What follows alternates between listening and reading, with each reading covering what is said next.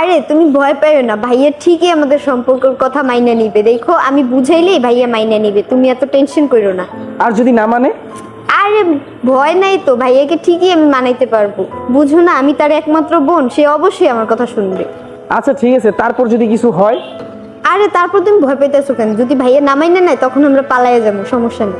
যাইবা পালায়া? হ্যাঁ। ওই যে তোমার ভাইয়া আইসা বসে তোমাকে নেওয়ার জন্য, এখন দেখো আমার নামে কত কিছু বলে। যাও। আচ্ছা ঠিক আছে, তুমি টেনশন যাও। করো না। বাসা যে আমার কল দিও। আচ্ছা।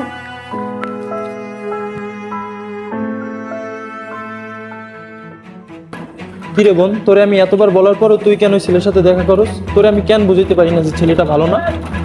আমি ভাইয়া যখনই তোমার সাথে দেখা হয় তখনই তুমি আবল তাবল কথা বলতে থাকো, আমি তোমার সাথে যাবো না। এই আমার ইচ্ছা থামার।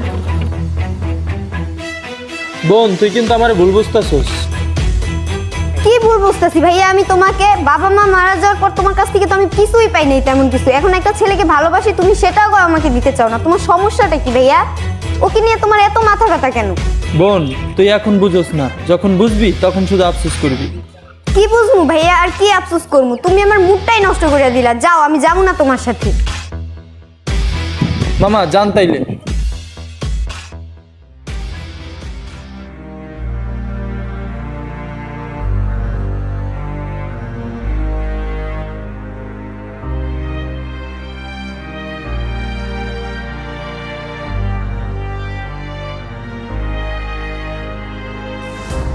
আচ্ছা ব্যাগের মধ্যে কি আনছো?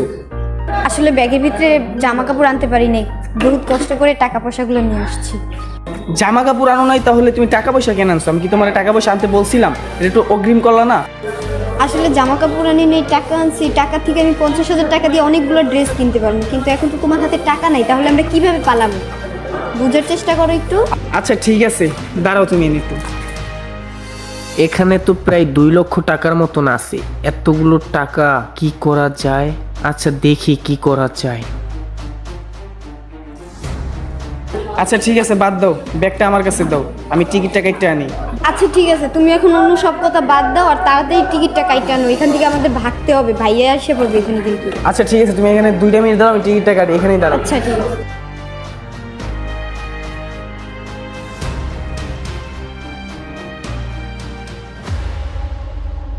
এতগুলো টাকা ও আমাকে চাইতেই দিয়ে দিল, আর এখন এই টাকাগুলো আমি কি করব?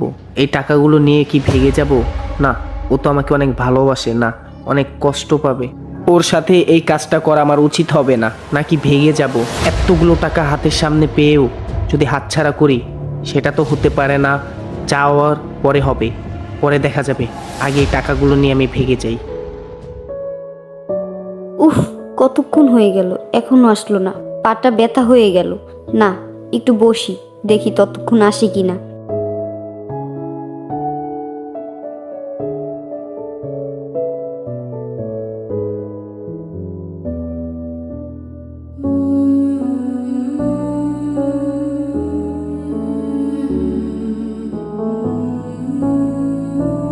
কি ব্যাপার, 1 ঘন্টা হয়ে গেল, এখনো আসলো না। আচ্ছা, ও কি আমাকে ফেলে রেখে চলে গেল? না না না, আমি এটা কি ভাবছি? ও এমনটা করতে পারে না আমার সাথে। দেখি ওকে কারোর একটা ফোন দিয়ে ফোন দিতে পারি কিনা। ভাইয়া আপনার ফোনটা একটু দিবেন, আমি একটা ইমার্জেন্সি কল করব। আচ্ছা ঠিক আছে, নাও।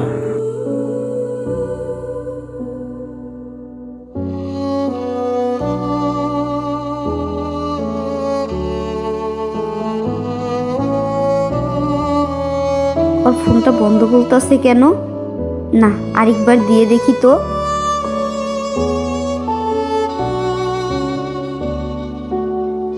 আবারও বন্ধ বলতেছে। আরেকবার দিয়ে দেখি। না, আবারও বন্ধ বলতেছে, বারবার বন্ধই আসতেছে।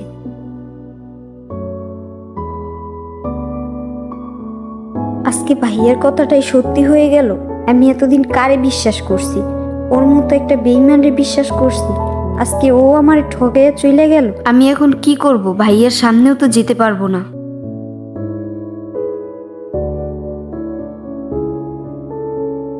কিরে বোন, কার জন্য অপেক্ষা করতেছিস? না মানে ভাইয়া, আসলে থাক, আর বলা লাগবে না, আমি সব জানি। তুই বাসা থেকে যখন টাকা নিয়ে বের হইছস তখন আমি সব দেখছি। আমি তোকে এইটা বুঝাইতে চাইছি যে ছেলেটা কেমন। আমার কথা কি বিশ্বাস হইছে? দেখ বোন, তোর আমি খারাপ চাই না, আমার তো কিছু টাকাই গেছে। চল বাসায় চল। আর বুঝতে তো পারছিস যে ছেলেটা কেমন। এই দুনিয়ায় ভালোবাসা বলতে কিছু হয় না। আর তুই তো ছোট মানুষ, এখনো বুঝবি না। সরি ভাইয়া, আসলে আমি বুঝতে পারিনি, আমাকে তুমি মাফ করে দাও। তখন যদি আমি তোমার কথাটা শুনতাম তাহলে আজকে আমার এই দিনটা দেখতে হইতো না। আচ্ছা ঠিক আছে, তুই যেহেতু বুঝতে পারছিস এই পর্যন্তই। ওই ছেলের কথা বাদ দে আর চল বাসায় চল।